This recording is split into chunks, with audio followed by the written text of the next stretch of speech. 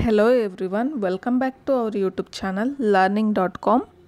ಇವತ್ತಿನ ಕ್ಲಾಸಲ್ಲಿ ನಾನು central T E T exam ಹಾಗೂ ಕರ್ನಾಟಕ ಟಿ ಇ ಟಿ ಎಕ್ಸಾಮ್ಗೆ ಯೂಸ್ ಆಗೋ ಥರ ಇಂಗ್ಲೀಷ್ ಪೆಡಗಾಜಿ ಸಬ್ಜೆಕ್ಟ್ ಇಂಪಾರ್ಟೆಂಟ್ ಕ್ವಶನ್ಸ್ನ ಸಾಲ್ವ್ ಮಾಡ್ತಾ ಇದ್ದೀನಿ ಸೀರೀಸ್ ಪ್ರಕಾರ. First question, a teacher of class second is matching students to do actions and use gestures while reciting a poem. This is style will most suit the options are auditory learners, visual learners, kinesthetic learners, sociometric learners. Second standard teacher ಏನು ಮಾಡ್ತಿದ್ದಾರೆ, ಮಕ್ಕಳು poem ಹೇಳಬೇಕಾದ್ರೆ action ಮಾಡ್ಕೊಂಡು poem ಹೇಳಬೇಕು ಮತ್ತು use gesture means ಹಾವಭಾವ, gesture use ಮಾಡಿಕೊಂಡು poem ಹೇಳಬೇಕು ಆ ಒಂದು ಸ್ಟೈಲಲ್ಲಿ ಅಂತ ಹೇಳ್ತಿದ್ದಾರೆ. ಸೊ ಇದು ಯಾವ ಒಂದು ಲರ್ನಿಂಗ್ ಸ್ಟೈಲ್ ಆಗುತ್ತಿದ್ದು? ಇದಕ್ಕೆ right answer option number 3, kinesthetic learners. Kinesthetic learners ಅಂತ ಅಂದರೆ ಮೂಮೆಂಟ್ಸ್ ಪ್ರಕಾರ learning by doing, hands on activities ಬರುತ್ತಲ್ವ. ಈಗ ಫಾರ್ ಎಕ್ಸಾಂಪಲ್ ಪೊಯಮ್ ಹೇಳ್ಕೊಡ್ಬೇಕಾದ್ರೆ ಡ್ಯಾನ್ಸ್ ಮಾಡ್ಕೊಳ್ತಾ ಹಾವಭಾವದಿಂದ ಹೇಳ್ಕೊಡ್ತಾರಲ್ವ, ಸೊ ಅದನ್ನೇ ಏನಂತ ಹೇಳ್ತಾರೆ, ಕೈನ್ಸ್ಥೆಟಿಕ್ ಲರ್ನರ್ ಅಂತ ಹೇಳ್ತಾರೆ. Kinesthetic learner means learning by doing. Total physical response approach ಅಂತಲೂ ಕೂಡ ಹೇಳ್ತಾರೆ. ಟೋಟಲ್ ಫಿಸಿಕಲ್ ರೆಸ್ಪಾನ್ಸ್ ಅಪ್ರೋಚಲ್ಲಿ ಏನಿರುತ್ತೆ, ಗೆಸ್ಚರ್ಸ್ ಇರುತ್ತೆ, ಮೂಮೆಂಟ್ಸ್ ಇರುತ್ತೆ, ಆ್ಯಕ್ಷನ್ಸ್. ಈಗ ಮಗುಗೆ ಈಗ ಸಿಟ್ಟಿಂಗ್ ಅಂತ ಅಂದರೆ ಕುತ್ಕೋಬೇಕು, ಸ್ಟ್ಯಾಂಡಿಂಗ್ ಅಂತ ಅಂದರೆ ನಿಂತ್ಕೋಬೇಕು, ವಾಕ್ ಅಂತ ಅಂದರೆ ಓಡಾಡಬೇಕು. ಈ ರೀತಿ ಒಂದು ಆ್ಯಕ್ಟಿವಿಟೀಸ್ ಮುಖಾಂತರ ಮಕ್ಕಳಿಗೆ ಏನು ಲರ್ನಿಂಗ್ ಕಲಿಸ್ತಾರೆ, ಸೊ ಅದನ್ನೇ ಏನಂತ ಹೇಳ್ತಾರೆ, ಕೈನ್ಸ್ಥೆಟಿಕ್ ಲರ್ನಿಂಗ್ ಅಂತ ಹೇಳ್ತಾರೆ. Means total physical response. ಈ ಒಂದು ಅಪ್ರೋಚ್ನ ಪ್ರೊಫೌಂಡರ್ ಯಾರು? ಜೆ ಹ್ಯಾಷರ್ ಅವರು. Okay, next question. Phonemes refers to, options are minimal meaningful unit, vowels in a language, sounds in a language, grammatical structure of a language. Phone ನಾನು ಹೇಳಿದೆ previous means English pedagogy classes ಮಾಡಿದ್ದೀನಿ, ಅದರಲ್ಲಿ ಫೋನಿಮ್ಸ್ ಅಂದ್ರೇನು, syntax ಅಂದ್ರೇನು ಪ್ರತಿಯೊಂದು ಕೂಡ explain ಮಾಡಿದ್ದೀನಿ. ನೋಡಿಲ್ಲ ಅಂತಂದರೆ ನಮ್ಮ ಚಾನಲ್ ಪ್ಲೇಲಿಸ್ಟಲ್ಲಿ ನೀವು ಚೆಕ್ ಮಾಡ್ಬೋದು, ಇಂಗ್ಲೀಷ್ ಪೆಡಗಾಜಿ ಕ್ಲಾಸಸ್ ಸಿಗುತ್ತೆ. ಈ ಕ್ವಶನ್ಗೆ right answer is option number 3, sounds in a language. Phonemes means phone ಅಂತಂದ್ರೇನು, ಸೌಂಡ್ ಅಂತ ನಿಮ್ಗೆ ನೆನಪಿರಬೇಕು. ಟೋಟಲ್ 44 ಇರೋ ಅಂಥದ್ದು ಫೋನಿಕ್ ಸೌಂಡ್ಸು. ಅದರಲ್ಲಿ ಓವೆಲ್ ಎಷ್ಟಿದೆ? 20. ಕಾನ್ಸನೆಂಟ್ಸ್ ಎಷ್ಟು ಬರುತ್ತೆ? 24. ಇದು ಕೂಡ ಇಂಪಾರ್ಟೆಂಟ್ ಕ್ವಶನ್ ಕೇಳಬೇಕಾದ್ರೆ ಓವೆಲ್ ಸೌಂಡ್ ಎಷ್ಟಿದೆ ಫೋನಿಕ್ ಸೌಂಡಲ್ಲಿ ಅಂತ ಕೇಳಿದಾಗ ಎಷ್ಟು ಹೇಳಬೇಕು? 20. ಕಾನ್ಸನೆಂಟ್ಸ್ 24. ಟೋಟಲ್ ಎಷ್ಟಿದೆ? 44. ಫೋನಿಮ್ ಅಂತ ಅಂದ್ರೇನು? Sounds in a language, smallest unit of A sound phonic ಅಂತ ಅಂದರೆ. Okay, next question. A good language teacher should begin the teaching of language at class first with, options are writing with letters of alphabet, making the learners to repeat the letters of alphabet after the teacher, oral practice such as telling and listening to stories, rhymes, poems, riddles, etc., teaching the spellings and giving dictation to strengthen active vocabulary. ಇಲ್ಲಿ ಕೇಳ್ತಿರೋ ಅಂಥದ್ದು ಮಕ್ಕಳಿಗೆ language ಕಲಿಸ್ಬೇಕಾದ್ರೆ teacher ಹೇಗೆ ಕಲಿಸ್ತಾರೆ first standard ಮಕ್ಕಳಿಗೆ ಅಂತ ಕೇಳ್ತಿರೋದು, primary ಮಕ್ಕಳಿಗೆ. So ಇದಕ್ಕೆ right answer option number 3, oral practice such as telling and listening to stories, rhymes, poems, riddles etcetera. ಅಂತ ಅಂದರೆ oral means listening or hearing ಅಂತ, ಓರಲ್ ಅಂತ ಅಂದರೆ ಸ್ಪೀಕಿಂಗ್. ಮಕ್ಕಳ ಕೈಯಲ್ಲೇ ಸ್ಟೋರಿ ಹೇಳ್ಸೋ ಅಂಥದ್ದು, ಟೀಚರ್ ಹೇಳೋದನ್ನ ಕೇಳಿಸ್ಕೊಳ್ಳೋ ಅಂಥದ್ದು, ರೈಮ್ಸ್ ಹೇಳ್ಸೋ ಅಂಥದ್ದು, ಪೊಯಮ್ಸ್, ರಿಡಲ್ಸ್, ಈ ರೀತಿ. Okay, next question. A language teacher gives a task of group story writing. She started the story with, once upon a time there was a little girl. Then she asked the groups to add on sentence to the story. One student will record the responses in a group. This activity is used to enhance, options are BICS, basic interpersonal communication skills, CALP, cognitive academic language proficiency, PPP, present practice product, ELT, English language teaching. ಇಲ್ಲಿ ಏನು ಮಾಡ್ತಿದ್ದಾರೆ, teacher ಮಕ್ಕಳನ್ನ group ಮಾಡಿದ್ದಾರೆ. Group ಮಾಡಿಬಿಟ್ಟು starting story ಹೇಳಿದಾರೆ line, once upon a time there was a little girl ಅಂತ. Next ಏನು ಅಂತಂದರೆ ನೆಕ್ಸ್ಟ್ ಸ್ಟೋರಿನ ಕಂಟಿನ್ಯೂ ಮಾಡಬೇಕು ಮಕ್ಕಳು. ಅದರಲ್ಲಿ ಒಬ್ಬರು ಏನು ಸ್ಟೋರಿ ಗ್ರೂಪ್ ಅವರು ಕ್ರಿಯೇಟ್ ಮಾಡಿರ್ತಾರೆ ಅದನ್ನು ರೆಕಾರ್ಡ್ ಮಾಡ್ಕೊಳ್ಳೋ ಅಂಥದ್ದು. ಇದು ಯಾವುದಕ್ಕೆ ರಿಲೇಟೆಡ್ ಆಗಿರೋ ಅಂಥದ್ದು? Option number 1 BICS basic interpersonal communication skills, ಅಂದರೆ ಗ್ರೂಪ್ ಆ್ಯಕ್ಟಿವಿಟೀಸ್ ಕೊಡೋ ಅಂಥದ್ದು, ಮಕ್ಕಳಿಗೆ ಫ್ರೀ ಬಿಡೋ ಅಂಥದ್ದಲ್ಲಿ ಕಾನ್ವರ್ಸೇಷನ್ ನಡೆಯೋ ಅಂಥದ್ದು. ಇಂಟರ್ಪರ್ಸ್ನಲ್ ಕಮ್ಯುನಿಕೇಷನ್ ಅಂತ ಅಂದರೆ ಒಬ್ಬರ ಜೊತೆ ಒಬ್ಬರು ಮಾತಾಡೋ ಅಂಥದ್ದು, ಕಮ್ಯುನಿಕೇಷನ್ ಕಾನ್ವರ್ಸೇಷನ್ ಮಾಡೋ ಅಂಥದ್ದು ಡೇ ಟು ಡೇ ಲೈಫಲ್ಲಿ. ಓಕೆ, ಇಂಗ್ಲೀಷ್ ಪೆಡಾಲಜಿ ಕ್ವಶನ್ಸ್ ನೋಡಿದರೆ ಅಲ್ಲಿ ಫುಲ್ ಫಾರ್ಮ್ BICS ಅಂದ್ರೇನು, ಫುಲ್ ಫಾರ್ಮ್ ಏನಿದ್ರದ್ದು ಅನ್ನೋದು ಕೂಡ ಕೇಳ್ತಾರೆ. ನೀವು ಫುಲ್ ಫಾರ್ಮ್ನು ಕೂಡ ನೆನ್ಪಿಟ್ಕೊಂಡಿರಬೇಕು. Next question, discourse is the study of options are chunks of language which are bigger than a single sentence, sound system of a language. Sound system ಯಾವುದಕ್ಕೆ ಬರೋ ಅಂಥದ್ದು? ಫೋನಿಮ್ಸಲ್ಲಿ ಬರೋ ಅಂಥದ್ದು. ಓಕೆ, ಇದಾಗೋದಿಲ್ಲ, ರಾಂಗ್ ಆಗುತ್ತೆ. Mental process of thought and concept formation, evaluation of language in human society and its role in the formation of culture. ಇದಕ್ಕೆ right answer option number 1. Discourse ಅಂತ ಅಂದರೆ ಚಂಕ್ಸ್. ಈಗ ಫುಲ್ ಒಂದು ದೊಡ್ಡ ಈಗ ಒಂದು ಸೆಂಟೆನ್ಸ್ ಇದೆ ಅಂತ ಅಂದರೆ ಒಂದು ಚಿಕ್ಕ ವರ್ಡಲ್ಲಿ ಹೇಳೋ ಅಂಥದ್ದು, ಫ್ರೇಸಸ್ ಎಲ್ಲ ಬರುತ್ತಲ್ವಾ, ಸೊ ಆ ರೀತಿ. ಡಿಸ್ಕೋರ್ಸ್ ಅಂತಂದರೆ chunks of language which are bigger than a single sentence. Okay, next question, the approach that allows a language teacher to observe the best technique of all the well-known language teaching methods into their classroom is, options are communicative language teaching, structural approach, constructive approach, electic approach. ಇದಕ್ಕೆ right answer option number 4 electric approach. Electric approach ಅಂತ ಅಂದರೆ ಮಕ್ಕಳು needs ಏನಿರುತ್ತೆ, ಅವಶ್ಯಕತೆ ಏನಿರುತ್ತೆ, ಮಕ್ಕಳು ಒಂದು level ಅಂದರೆ ಮಕ್ಕಳು ಆ್ಯಾವ್ರೇಜ್ ಇದ್ದಾರಾ, ತುಂಬ ಹೈ ಲೆವೆಲ್ ಇದ್ದಾರಾ ಓದೋದ್ರಲ್ಲಿ, ತುಂಬ ಲೋ ಲೆವೆಲ್ ಇದ್ದಾರಾ, ಅವರ ಒಂದು ನೀಡ್ಸ್ ಅವಶ್ಯಕತೆ ನೋಡಿಕೊಂಡು ಅವ್ರಿಗೆ ಬೇಕಾಗಿರೋ ಯಾವ ರೀತಿ ಪಾಠ ಮಾಡಿದ್ರೆ ಅವ್ರಿಗೆ ತುಂಬ ಚೆನ್ನಾಗಿ ಅರ್ಥ ಆಗುತ್ತೆ ಅನ್ನೋದನ್ನು ನೋಡಿ ಎಲ್ಲ ಅಪ್ರೋಚ್ಗಳನ್ನೂ ಎಲ್ಲ ಮೆಥಡ್ಸ್ ಏನಿರುತ್ತೆ ಎಲ್ಲ ಮಿಕ್ಸ್ ಮಾಡ್ಕೊಂಡು ಪಾಠ ಮಾಡೋ ಅಂಥದ್ದು. ಓಕೆ, ಅವ್ರಿಗೆ ಯಾವ ರೀತಿ ಬೇಕು ನೀಡ್ಸ್ ಮತ್ತು ಅವರ ಒಂದು ನೀಡ್ಸ್ ಆ್ಯಂಡ್ ಲೆವೆಲ್ಸ್ನ ನೋಡಿ ಪಾಠ ಮಾಡೋ ಅಂಥದ್ದು. ಸೊ ಅದನ್ನು ಏನಂತ ಹೇಳ್ತಾರೆ? Electric approach. ಎಲೆಕ್ಟಿಕ್ ಅಪ್ರೋಚ್ ಅಂತಂದರೆ ಎಲ್ಲ ಮೆಥಡ್ ಕೂಡ ಎಲ್ಲ ಅಪ್ರೋಚು ಕೂಡ ಮಿಕ್ಸ್ ಆಗಿರುತ್ತೆ ಅದರಲ್ಲಿ. ಓಕೆ, ಕಮ್ಯುನಿಕೇಷನ್ ಲ್ಯಾಂಗ್ವೇಜ್ ಟೀಚಿಂಗ್ ಅಂತಂದರೆ ಕಾಂಟೆಕ್ಸ್ಟ್, ಆ ಒಂದು ಸಂದರ್ಭ ನೋಡಿಕೊಂಡು ಆ ಸಂದರ್ಭಕ್ಕೆ ತಕ್ಕಂತೆ ಪಾಠ ಮಾಡೋ ಅಂಥದ್ದು. ಕಮ್ಯುನಿಕೇಟಿವ್ ಲ್ಯಾಂಗ್ವೇಜ್ ಟೀಚಿಂಗ್ ಅಂತಂದರೆ ಆ ಒಂದು ಕಾಂಟೆಕ್ಸ್ಟ್ಗೆ ಆ ಒಂದು ಸಂದರ್ಭಕ್ಕೆ ತಕ್ಕಂತೆ ಪಾಠ ಮಾಡೋ ಅಂಥದ್ದು. ಸ್ಟ್ರಕ್ಚರಲ್ ಅಪ್ರೋಚ್ ಅಂತ ಅಂದರೆ ಸೆಲೆಕ್ಷನ್ ಆ್ಯಂಡ್ ಗ್ರೇಡಿಯೇಷನ್, ನೆನಪಿರಬೇಕು. ಸ್ಟ್ರಕ್ಚರಲ್ ಅಪ್ರೋಚ್ ಅಂತ ಅಂದರೆ ಸೆಲೆಕ್ಷನ್ ಆ್ಯಂಡ್ ಗ್ರೇಡಿಯೇಷನ್. ಸೆಲೆಕ್ಷನ್ ಅಂತ ಅಂದರೆ ಯಾವೊಂದು ಪೀರಿಯಡಲ್ಲಿ ಯಾವೊಂದು ಕಂಟೆಂಟ್ ಪಾಠ ಮಾಡಬೇಕು, ಯಾವೊಂದು ಕಾನ್ಸೆಪ್ಟನ್ನ ಪಾಠ ಮಾಡಬೇಕು ಅಂತ ಸೆಲೆಕ್ಷನ್ ಮಾಡ್ಕೊಳ್ಳೋ ಅಂಥದ್ದು. ಗ್ರೇಡಿಯೇಷನ್ ಅಂತ ಅಂದರೆ ಒಂದು ಆಬ್ಜೆಕ್ಟಿವ್ ಥರ, ಈ ಒಂದು ಕ್ಲಾಸಲ್ಲಿ ಈ ಒಂದು ಟಾಪಿಕ್ ಆದಮೇಲೆ ಈ ಪಾಠ ಮಾಡಬೇಕು, ನೆಕ್ಸ್ಟ್ ಇದು ಮಾಡಬೇಕು, ಒಂದು ಅರೇಂಜ್ಮೆಂಟ್ ಪ್ರಕಾರ ಪಾಠ ಮಾಡೋ ಅಂಥದ್ದು, ಅದನ್ನು ಗ್ರೇಡಿಯೇಷನ್ ಅಂತಾರೆ. ಸೆಲೆಕ್ಷನ್ ಅಂತಂದರೆ ಯಾವ ಕಂಟೆಂಟ್ ಯಾವ ಟಾಪಿಕ್ ಮಾಡಬೇಕು ಅದು. ಗ್ರೇಡಿಯೇಷನ್ ಅಂತ ಅಂದರೆ ಆ ಒಂದು ಅರೇಂಜ್ಮೆಂಟ್, ಯಾವುದಾದ್ಮೇಲೆ ಯಾವ್ದು ಪಾಠ ಮಾಡಬೇಕು, ಯಾವೊಂದು ಕಾನ್ಸೆಪ್ಟ್ ಆದಮೇಲೆ ಯಾವುದನ್ನ ಎಕ್ಸ್ಪ್ಲೈನ್ ಮಾಡಬೇಕು, ನೆಕ್ಸ್ಟ್ ಏನು ಕ್ವಶನ್ ಕೇಳಬೇಕು, ಆ ರೀತಿ. Okay, next constructive approach. Constructive approach ಅಂತ ಅಂದರೆ ಪ್ರೀವಿಯಸ್ ನಾಲೆಡ್ಜ್ ಏನಿರುತ್ತೆ ಆ ಒಂದು ನಾಲೆಡ್ಜ್ ಯೂಸ್ ಮಾಡ್ಕೊಂಡು ನ್ಯೂ ನಾಲೆಡ್ಜ್ನ ಹೇಳ್ಕೊಡೋದಕ್ಕೆ ಏನಂತ ಹೇಳ್ತಾರೆ? ಕನ್ಸ್ಟ್ರಕ್ಟಿವ್ ಅಪ್ರೋಚ್ ಅಂತ ಹೇಳ್ತಾರೆ. ಅವರ ಒಂದು ನಾಲೆಡ್ಜ್ನ ಅವರೇ ಕ್ರಿಯೇಟ್ ಮಾಡ್ಕೊಳ್ಳೋ ಅಂಥದ್ದು ಮಕ್ಕಳು. ಓಕೆ, ಪ್ರೀವಿಯಸ್ ನಾಲೆಡ್ಜ್ ಏನಿರುತ್ತೆ ಅದ್ರ ಜೊತೆಗೆ ನ್ಯೂ ನಾಲೆಡ್ಜ್ನ ಆ್ಯಡ್ ಮಾಡ್ಕೊಂಡು ಅವರ ಒಂದು ನಾಲೆಡ್ಜ್ನ ಅವರೇ ಕ್ರಿಯೇಟ್ ಮಾಡ್ಕೊಳ್ಳೋ ಅಂಥದ್ದು. Learning by doing. Okay, electric approach ಅಂದ್ರೇನು ಅಂತ ಗೊತ್ತಾಯಿತು ಅಂದ್ಕೊಂಡಿದ್ದೀನಿ. ಮೀನ್ಸ್ ಎಲ್ಲ ಅಪ್ರೋಚು ಕೂಡ ಮಿಕ್ಸ್ ಇರುತ್ತೆ, ಮಕ್ಳಿಗೆ ಏನು ನೀಡ್ಸ್ ಇರುತ್ತೆ ಆ ಒಂದು ವೇಲಿ ಪಾಠ ಮಾಡೋ ಅಂಥದ್ದಷ್ಟೇ. ನೆಕ್ಸ್ಟ್ ಕ್ವಶನ್,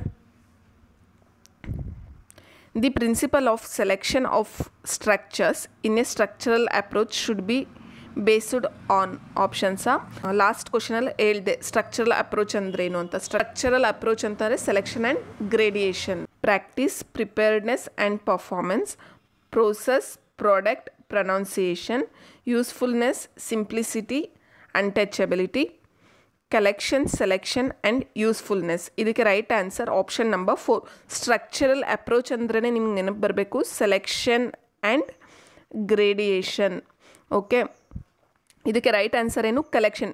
ಏನೇನು ಬೇಕು, ಯಾವ್ಯಾವ ಕಂಟೆಂಟ್ ಮಾಡಬೇಕು, ಯಾವ ಕಾನ್ಸೆಪ್ಟನ್ನ ಎಕ್ಸ್ಪ್ಲೈನ್ ಮಾಡಬೇಕು ಅನ್ನೋದನ್ನ ಕಲೆಕ್ಷನ್ ಮಾಡ್ಕೊಳ್ಳೋ ಅಂಥದ್ದು. ನೆಕ್ಸ್ಟ್ ಸೆಲೆಕ್ಷನ್ ಮಾಡೋ ಅಂಥದ್ದು, usefulness.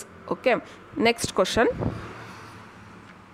A language teacher writes the outline of the essay plan on the blackboard. Then she asks the students to discuss in group how to logically order the points before writing its draft.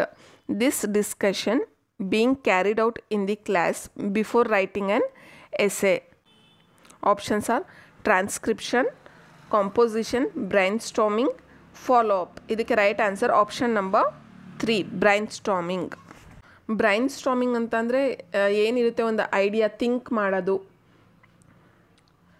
Ideas R problem ಸಾಲ್ವಿಂಗ್ಗೆ think ಮಾಡೋ ಅಂಥದ್ದು ಬ್ರೈನ್ಸ್ಟಾರ್ಮಿಂಗ್ಗೆ. ಇಲ್ಲಿ teacher ಏನು ಮಾಡ್ತಿದ್ದಾರೆ, essay ಪ್ಲ್ಯಾನ್ನ board ಮೇಲೆ ಬರೆದಿದ್ದಾರೆ. ಅದನ್ನು ಏನಂತಂದರೆ order wise ಒಂದಾದ್ಮೇಲೆ ಒಂದು ಯಾವ್ದು ಬರುತ್ತೆ ಆರ್ಡರ್ ವೈಸ್ ಡ್ರಾಫ್ಟಿಂಗ್ಗೂ ಮುಂಚೆನೇ ಹೇಗೆ ನೀವು ಆರ್ಡರ್ ವೈಸ್ ಅರೇಂಜ್ ಮಾಡ್ತೀರಾ ಅಂತ ಕೇಳ್ತೀರಾ ಅಂಥದ್ದು ಬ್ರೈನ್ಸ್ಟಾರ್ಮಿಂಗ್ ಅಂತ ಅಂದ್ರೆ ಗೊತ್ತು, ಐಡಿಯಾಸ್ ಮತ್ತು ಥಿಂಕ್ ಮಾಡ್ತೀರಾ ಅಲ್ವಾ. ಸೊ ಇದಕ್ಕೆ right answer option number 3. Next question. The sub discipline of linguistics which refers to the study of meaning is. Linguistic ಅಂತ ಅಂದ್ರೇನು ಅನ್ನೋದು ನಿಮ್ಗೆ ಗೊತ್ತಿರಬೇಕು. ಮೇಯ್ನಾಗಿ ಲಿಂಗ್ವಿಸ್ಟಿಕ್ ಅಂತ ಅಂದ್ರೇನು scientific study of human language. Human language study ಮಾಡೋದಕ್ಕೆ ಏನಂತ ಹೇಳ್ತಾರೆ, ಲಿಂಗ್ವಿಸ್ಟಿಕ್ ಅಂತ ಹೇಳ್ತಾರೆ. Options are syntax, discourse, morpheme, semantics. Discourse ಅಂದ್ರೇನು ಅಂತ ಹೇಳಿದ್ದೀನಿ, ಮೀನ್ಸ್ ಚಂಕ್ಸ್. ಒಂದು ಸೆಂಟೆನ್ಸ್ ಏನಿರುತ್ತೆ ಒಂದು ಫ್ರೇಸ್ ಮುಖಾಂತರ ಒಂದು ವರ್ಡಲ್ಲಿ ಹೇಳೋ ಅಂಥದ್ದು ಚಿಕ್ಕದಾಗಿ. ಓಕೆ, ಇಲ್ಲಿ ಕೇಳ್ತೀರಾ ಅಂಥದ್ದೇನು ಸ್ಟಡಿ ಆಫ್ ಮೀನಿಂಗ್ ಸ್ಟಡಿ ಮಾಡೋದಕ್ಕೆ ಏನಂತಾರೆ ಅಂತ ಹೇಳ್ತೀರಾ ಅಂತ. ಲಿಂಗ್ವಿಸ್ಟಿಕಲ್ಲಿ ಒಂದು ಸಬ್ ಡಿಸಿಪ್ಲಿನ್ ಇದು. ಸ್ಟಡಿ ಆಫ್ ಮೀನಿಂಗ್ ಸ್ಟಡಿ ಮಾಡೋದಕ್ಕೆ ಏನಂತಾರೆ ಲ್ಯಾಂಗ್ವೇಜಲ್ಲಿ ಅಂತ ಕೇಳ್ತೀರಾ ಅಂಥದ್ದು. ಇದಕ್ಕೆ right answer option number 4 study of meanings ಅಂತ ಅಂದ್ರೇನು ಸಿಮ್ಯಾಂಟಿಕ್ಸ್. ಅಂತಂದರೆ ಈಗ ಒಂದು ಸೆಂಟೆನ್ಸ್ ಇದೆ ಅಂತಂದರೆ ಅದು ಮೀನಿಂಗ್ ಕರೆಕ್ಟಾಗಿರಬೇಕು, ಪರ್ಫೆಕ್ಟ್ ಆಗಿರಬೇಕು. ಸೊ ಅದಕ್ಕೆ ಏನಂತ ಹೇಳ್ತಾರೆ, ಸಿಮ್ಯಾಂಟಿಕ್ಸ್ ಅಂತ ಹೇಳ್ತಾರೆ. ನೀವು ಹಿಂಗೆ ನೆನ್ಪಿಟ್ಕೊಳ್ಬೇಕಿರೆ ಎಮ್ ಅಂತಂದರೆ ಮೀನಿಂಗ್, ಸಿಮ್ಯಾಂಟಿಕ್ಸಲ್ಲೂ ಎಮ್ ಇದೆ, ಸೊ ಮೀನಿಂಗ್ ಅಂತ. ನೆಕ್ಸ್ಟ್ ಸಿಂಟ್ಯಾಕ್ಸ್ ಅಂತ ಅಂದರೆ ಅಲ್ಲಿ ಮೀನಿಂಗ್ ಇಂಪಾರ್ಟೆನ್ಸ್ ಇರೋದಿಲ್ಲ. ಸಿಂಟ್ಯಾಕ್ಸಲ್ಲಿ ಸೆಂಟೆನ್ಸ್ ಅರೇಂಜ್ಮೆಂಟ್ ಬಗ್ಗೆ ಇಂಪಾರ್ಟೆನ್ಸ್ ಕೊಡ್ತಾರೆ. ಫಾರ್ ಎಕ್ಸಾಂಪಲ್ ಸೆಂಟೆನ್ಸ್ ಅಂದ್ರೆ ಫಸ್ಟ್ ಸಬ್ಜೆಕ್ಟ್ ಬರುತ್ತೆ, ಆಮೇಲೆ ವರ್ಬ್ ಬರುತ್ತೆ, ಆಮೇಲೆ ಆಬ್ಜೆಕ್ಟ್ ಬರುತ್ತೆ. ಸೊ ಈ ರೀತಿ ಇರಬೇಕು ಸಿಂಟ್ಯಾಕ್ಸ್. ಒಂದು ರೂಲ್ಸ್ ಅದಕ್ಕೆ ಇಂಪಾರ್ಟೆಂಟ್ ಕೊಡೋ ಅಂಥದ್ದು ಸಿಂಟ್ಯಾಕ್ಸ್ ಅಂತ ಅಂದರೆ. ಡಿಸ್ಕೋರ್ಸ್ ಗೊತ್ತಾಯಿತು. ಮಾರ್ಫಿಮ್ ಅಂತ ಅಂದರೆ smallest unit of word. Okay, next question. Which of the following is not true about role place.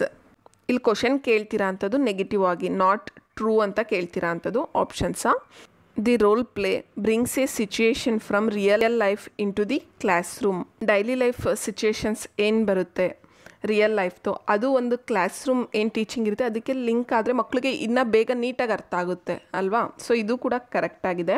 Next, students feel that they are really using the language for communicative purpose. ಇದು ಕೂಡ ಕರೆಕ್ಟಾಗಿದೆ. Next, students experiment with language they have learned. ಈ sentence ಕೂಡ ಕರೆಕ್ಟಾಗಿದೆ. Students are supported to do the role plays of their text books. Text ಬುಕ್ಕಿಗೆ related ಆಗಿರಬಾರ್ದು, ಅವ್ರ role play ಯಾವಾಗಲೂ ಕೂಡ ರಿಯಲ್ ಲೈಫ್ ಸಿಚುಯೇಷನ್ಗೆ ರಿಲೇಟೆಡ್ ಆಗಿರಬೇಕು. ಓಕೆ, ಹಾಗಿದ್ರೆ ಮಾತ್ರ ನೀಟಾಗಿ ಅರ್ಥ ಆಗೋದವ್ರಿಗೆ. ಸೊ ಆಪ್ಷನ್ ನಂಬರ್ 4 ಏನಾಗಿದೆ, ಕರೆಕ್ಟಾಗಿದೆ. Next question. Read the words carefully. One word in each of the given sets is different from the others. Circle the odd one out. This activity will enrich their. ಈಗ happy, joy, enjoy, sad. ಇದರಲ್ಲಿ add one ಔಟ್ನ remove ಮಾಡಿ ಅಂತ ಅಂದರೆ ಯಾವುದನ್ನು remove ಮಾಡ್ತೀವಿ, sad. ಹೌದಲ್ವಾ. ಈಗ 4 option ಕೊಟ್ಬಿಟ್ಟು ಇದರಲ್ಲಿ ಆಡ್ ಒನ್ ಔಟ್ನ ರಿಮೂವ್ ಮಾಡಿ ಅಂದರೆ ಸ್ಯಾಡ್ನ ನಾವು ರಿಮೂವ್ ಮಾಡ್ತೀವಿ. ಇದೆಲ್ಲದೂ ಕೂಡ ಸೇಮ್ ಮೀನಿಂಗ್ ಬರುತ್ತೆ, ಬಟ್ ಇದು ಏನಾಗಿರುತ್ತೆ, ಡಿಫ್ರೆಂಟ್ ಆಗಿದೆ. ಇದೆಲ್ಲ ಖುಷಿಯಾಗಿರೋ ಅಂಥದ್ದು, ಸ್ಯಾಡ್ ಅಂತಂದರೆ ದುಃಖ ಆಗಿರೋ ಅಂಥದ್ದು. ಸೊ ಇದಕ್ಕೆ right answer option number 3 vocabulary. Reading skill ಆಗೋಲ್ಲ, ರೈಟಿಂಗ್ ಸ್ಕಿಲ್ಲು ಆಗೋಲ್ಲ. ಆಡ್ ಒನ್ ಔಟ್ ಕೇಳ್ತಿರೋ ಅಂಥದ್ದು, ಸ್ಪೀಕಿಂಗ್ ಸ್ಕಿಲ್ಲು ಆಗೋಲ್ಲ ಇದರಲ್ಲಿ. ಸೊ ಒಕ್ಯಾಬ್ಯುಲರಿ ಏನಾಗಿದೆ, ಕರೆಕ್ಟಾಗಿದೆ. Next question. A teacher gave a root word and then asked students to make new words by adding prefix and suffix. This activity will enhance their. Like ಅಂತ ಒಂದು word ಇದೆ ಅಂತಂದರೆ ಇದಕ್ಕೆ prefix ಡಿಸ್ ಅನ್ನೋದನ್ನ add ಮಾಡಿದ್ರೆ ಇದೇನಾಗುತ್ತೆ, dislike ಆಗುತ್ತಲ್ವಾ. So like ಮೀನಿಂಗೇ ಬೇರೆ ಆಗುತ್ತೆ, ಡಿಸ್ಲೈಕ್ ಮೀನಿಂಗೇ ಬೇರೆ ಆಗುತ್ತಾನೆ. ಲೈಕ್ ಅನ್ನೋದೇನಿಲ್ಲಿ ರೂಟ್ ವರ್ಡ್. ಟೀಚರ್ ಲೈಕ್ ಅನ್ನೋದೇನು ರೂಟ್ ವರ್ಡ್, ಇದಕ್ಕೆ ಪ್ರಿಫಿಕ್ಸ್ ಡಿಸ್ ಅನ್ನೋದು ಆ್ಯಡ್ ಮಾಡಿದ್ರೆ ಏನಾಗುತ್ತೆ, ಡಿಸ್ಲೈಕ್ ಆಗುತ್ತೆ. ಸೊ ಇದ್ರ ಮೀನಿಂಗೇ ಚೇಂಜ್ ಆಗುತ್ತಲ್ವ. This activity will enhance their, ಈ ಒಂದು ಆ್ಯಕ್ಟಿವಿಟಿ ಮಕ್ಕಳನ್ನ ಎನ್ರಿಚ್ ಏನು ಮಾಡೋ ಅಂಥದ್ದು. Options are grammar, listening, reading, vocabulary. ಇದಕ್ಕೆ right answer option number 4, vocabulary enrich ಮಾಡೋ ಅಂಥದ್ದು ಇಲ್ಲಿ ಮಕ್ಕಳಲ್ಲಿ. Okay, next question. The input-rich environment where the language is seen, noticed and used by children helps them to master the grammatical rules, to generate more rules of grammar, to learn and increase their proficiency in language, to learn but cannot increase their proficiency. ಇಲ್ಲಿ grammar ಬರೋದೇ ಇಲ್ಲ. ಒಂದು good environment, ಈಗ ಮಗು ಏನಿರುತ್ತೆ ಅವ್ರ ಮನೇಲಿ full ಇಂಗ್ಲೀಷಲ್ಲೇ ಮಾತಾಡ್ತಿರ್ತಾರೆ, ಸ್ಕೂಲಲ್ಲೂ ಇಂಗ್ಲೀಷಲ್ಲೇ ಮಾತಾಡ್ತಿರ್ತಾರೆ. ಆಗೇನಾಗುತ್ತೆ ಮಕ್ಕಳಲ್ಲಿ ಲ್ಯಾಂಗ್ವೇಜ್ ಪ್ರೊಫಿಷಿಯನ್ಸಿ ಆಗುತ್ತೆ, ತುಂಬ ಫ್ಲೂಯೆಂಟಾಗಿ ಮಾತಾಡ್ತಾರೆ ಮಕ್ಕಳು ಕೂಡ. ಸೊ ಈಗ ನಮ್ಮನೇಲೆಲ್ಲ ಕನ್ನಡದಲ್ಲಿ ಮಾತಾಡ್ತಾರೆ, ಸ್ಕೂಲಲ್ಲೂ ಕನ್ನಡದಲ್ಲಿ ಮಾತಾಡ್ತಾರೆ ಅಂದರೆ ನಮಗೆ ಕಷ್ಟ ಆಗುತ್ತಾನೆ ಇಂಗ್ಲೀಷಲ್ಲಿ ಮಾತಾಡೋದು ಕಲಿಯೋದಕ್ಕೆ. ಸೊ ಇಲ್ಲಿ ಅದನ್ನೇ ಹೇಳ್ತೀರಾ ಅಂಥದ್ದು. ಈಗ ಫುಲ್ ಇಂಗ್ಲೀಷಲ್ಲೇ ಮಾತಾಡೋವಂಥ ಎನ್ವೈರ್ನಮೆಂಟ್ ಇದ್ದರೆ ಮಕ್ಕಳಲ್ಲಿ ಗ್ರಾಮರ್ ರೂಲ್ಸ್ ಇಂಪ್ರೂವ್ಮೆಂಟ್ ಆಗುತ್ತಾ? No. To generate more rules of grammar, ಇದು ಕೂಡ ರಾಂಗ್ ಆಗುತ್ತೆ. To learn and increase their proficiency in language, option number 3 ಏನಾಗಿದೆ, ಕರೆಕ್ಟ್ ಆಗಿದೆ. To learn but can't increase their proficiency, ಇದು ಕೂಡ ತಪ್ಪಾಗುತ್ತೆ. Next question. Which branch of linguistic deals with language in context? Context means ಆ ಒಂದು ಸಂದರ್ಭ ಅಂತ ಅಷ್ಟೆ, ಆ ಒಂದು situation. Okay, options semantics. Semantics ಅಂದರೆ ಏನಂತ ಹೇಳ್ಕೊಟ್ಟಿದೆ, ಇರುತ್ತೆ ಮೀನಿಂಗ್, ಆ ಒಂದು ಸೆಂಟೆನ್ಸ್ ಮೀನಿಂಗೇ ಇಂಪಾರ್ಟೆನ್ಸ್ ಕೊಡೋ ಅಂಥದ್ದು ಸಿಮ್ಯಾಂಟಿಕ್ಸ್ ಅಂತ ಅಂದರೆ. ಮಾರ್ಫಾಲಜಿ, ಮಾರ್ಫಾಲಜಿ ಅಂತಂದರೆ study of words. Phonetics means sound, sound ಅಂತ ನೆನ್ಪಿಟ್ಕೊಳ್ಳಿ. ಸೊ ಇದಕ್ಕೆ right answer option number 2, pragmatics. Pragmatics means practical ಆಗಿ ಯೂಸ್ ಮಾಡೋ ಅಂಥದ್ದು ಲ್ಯಾಂಗ್ವೇಜ್ನ, ಆ ಒಂದು ಸಂದರ್ಭಕ್ಕೆ ತಕ್ಕಂತೆ, ಆ ಒಂದು ಸಿಚುಯೇಷನ್ಗೆ ತಕ್ಕಂತೆ. ಕಾಂಟೆಕ್ಸ್ಟ್ ಮೀನ್ಸ್ ಸಿಚುಯೇಷನ್, ಪ್ರಾಗ್ಮೆಟಿಕ್ಸ್ ಅಂತಂದರೆ ಪ್ರಾಕ್ಟಿಕಲ್ ಆಗಿ ಯೂಸ್ ಮಾಡೋ ಅಂಥದ್ದು. Okay, next question. Which of these may be the benefit of multiple lingualism? Options are increased vocabulary and effective speech, tolerance and respect towards other culture. ಇಲ್ಲಿ ಮಲ್ಟಿಲಿಂಗ್ವಿಲಿಸಮ್ ಅಂತ ಅಂದರೆ ನಮಗೆ ಗೊತ್ತಿರಬೇಕು. ಮಲ್ಟಿಲಿಂಗ್ವಿಲಿಸಮ್ ಅಂತಂದರೆ ತುಂಬ ಭಾಷೆಗಳನ್ನ ಯೂಸ್ ಮಾಡೋ ಅಂಥದ್ದು. ಓಕೆ, ಈಗ ಒಂದು ಕ್ಲಾಸ್ ರೂಮಲ್ಲಿ ಮಗು ಕನ್ನಡದಲ್ಲಿ ಮಾತಾಡುತ್ತೆ, ಹಿಂದಿಲಿ ಮಾತಾಡುತ್ತೆ, ತೆಲುಗು, ತಮಿಳ್, ಈ ರೀತಿ ಡಿಫ್ರೆಂಟ್ ಲ್ಯಾಂಗ್ವೇಜ್ ಒಂದೇ ಕ್ಲಾಸ್ ರೂಮಲ್ಲಿ ಇರ್ತಾರೆ. ಸೊ ಅವಾಗ ಏನಾಗುತ್ತೆ ಅವ್ರಿಗೆ, ಅದು ಮಲ್ಟಿಲಿಂಗ್ವಿಲಿಸಮ್ ಅನ್ನೋದು ಏನಾಗುತ್ತೆ, ರಿಸೋರ್ಸ್ ಥರ ಅದು. Okay, increase vocabulary and effective speech, ಇದು ಕೂಡ ಕರೆಕ್ಟ್ ಆಗುತ್ತೆ. Tolerance and respect towards other cultures, ಇದು ಕೂಡ ಕರೆಕ್ಟ್ ಆಗುತ್ತೆ. ರಿಸ್ಟ್ರಿಕ್ಟೆಡ್ ಎಂಪ್ಲಾಯ್ಮೆಂಟ್ ಆಪರ್ಚುನಿಟೀಸ್, ಇದೇನಾಗುತ್ತೆ, ರಿಸ್ಟ್ರಿಕ್ಟ್ ಆಗೋದಿಲ್ಲ. ತುಂಬ ಲ್ಯಾಂಗ್ವೇಜ್ ಕಲಿತ್ರೆ ನಮಗೆ ಎಂಪ್ಲಾಯ್ಮೆಂಟ್ ಆಪರ್ಚುನಿಟೀಸ್ ಸಿಗೋದಿಲ್ವಾ? ರಾಂಗ್ ಇದು. Next, meta linguistic awareness. Meta ಅಂತ ಅಂದ್ರೇನು ಗೊತ್ತಿರಬೇಕು ನಿಮಗೆ. ಮೆಟಾ ಅಂತ ಅಂದರೆ ಸೆಲ್ಫ್, ಸ್ವಯಂ. ಲಿಂಗ್ವಿಸ್ಟಿಕ್ ಮೀನ್ಸ್ ಭಾಷೆ, ಅವರೊಂದು ಭಾಷೆ ಬಗ್ಗೆ ಅವ್ರಿಗೆ ಸ್ವಯಂ ಅವೇರ್ನೆಸ್ ಇರೋ ಅಂಥದ್ದು. ಓಕೆ, ಸೊ ಇದಕ್ಕೆ ರೈಟ್ ಆನ್ಸರ್ ಆಪ್ಷನ್ 4 ಕರೆಕ್ಟಾಗಿದೆ. ಮಲ್ಟಿಲಿಂಗ್ವಿಲಿಸಮ್ ಅಂತ ಅಂದರೆ ಅದೇನಂದರೆ ರಿಸೋರ್ಸ್ ಆಗಿ ಯೂಸ್ ಮಾಡೋ ಅಂಥದ್ದು, ಅದನ್ನು ಅಷ್ಟೇ. ನಿಮ್ಗೆ ಈ ಕ್ಲಾಸ್ ಅರ್ಥ ಆಗಿದೆ ಅಂದ್ಕೊಂಡಿದ್ದೀನಿ. ಹಾಗೆ ಕರ್ನಾಟಕ TET, ಸೆಂಟ್ರಲ್ TET ಎಕ್ಸಾಮ್ಗೆ ತುಂಬ ಯೂಸ್ಫುಲ್ ಆಗುತ್ತೆ. ನಮ್ಮ ಒಂದು ಯೂಟ್ಯೂಬ್ ಚಾನಲಲ್ಲಿ ಪ್ರೀವಿಯಸ್ ಇಯರ್ ಕ್ವಶನ್ಸ್ ಹಾಗೂ TET ಎಕ್ಸಾಮ್ಗೆ ಇಂಪಾರ್ಟೆಂಟ್ ಆಗಿರೋ ಕಾನ್ಸೆಪ್ಟ್ಸ್ನ ಬೋತ್ ಕನ್ನಡ ಆ್ಯಂಡ್ ಇಂಗ್ಲೀಷಲ್ಲಿ ಎಕ್ಸ್ಪ್ಲೈನ್ ಮಾಡಿದ್ದೀನಿ. ನಮ್ಮ ಟೆಲಿಗ್ರಾಮ್ ಗ್ರೂಪ್ಗೆ ಜಾಯ್ನ್ ಆಗಿಲ್ಲ ಅಂದರೆ ಡಿಸ್ಕ್ರಿಪ್ಷನ್ ಬಾಕ್ಸಲ್ಲಿ ಲಿಂಕ್ ಕೊಟ್ಟಿರ್ತೀನಿ, ಜಾಯ್ನ್ ಆಗಿ. ಇದೇ ರೀತಿ ಹೆಚ್ಚಿನ ಕ್ಲಾಸಸ್ ಬೇಕು ಅಂದರೆ ಲೈಕ್ ಮಾಡಿ, ಶೇರ್ ಮಾಡಿ. ಇನ್ನೂ ಯಾರು ನಮ್ಮ ಯೂಟ್ಯೂಬ್ ಚಾನಲ್ಗೆ ಸಬ್ಸ್ಕ್ರೈಬ್ ಆಗಿಲ್ಲ, ಸಬ್ಸ್ಕ್ರೈಬ್ ಆಗಿ. Thank you.